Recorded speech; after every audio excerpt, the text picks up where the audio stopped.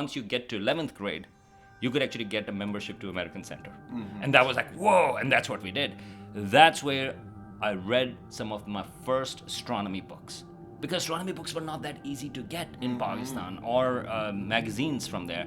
And I just remember there were like these couple of books, especially one I explicitly remember, and I would go and we would go after school, just walk to American Center, I would pick out that book and just stare at those beautiful astronomy pictures at the time. No Hubble Space Telescope yet. Yeah. This is prior to that. And that's where I learned, that's where my interest in astronomy, which came from Cosmos, Carl Sagan's Cosmos, but then really intellectually, that's where it started to build. I was in 11th and 12th grade.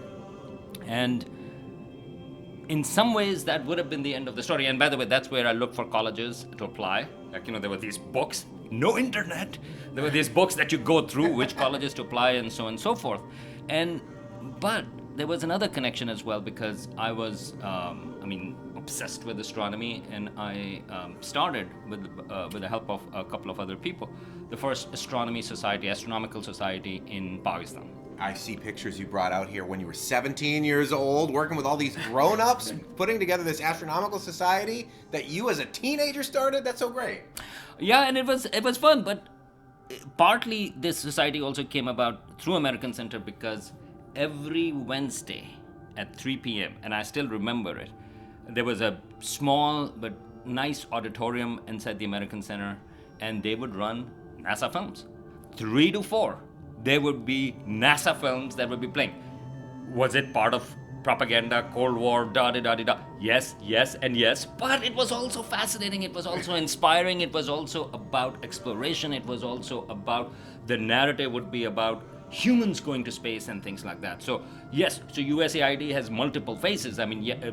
Does it try to sort of bring democracy one way or another to other countries? Yes, it does that too. Does it potentially interfere sometimes? Yes, it does.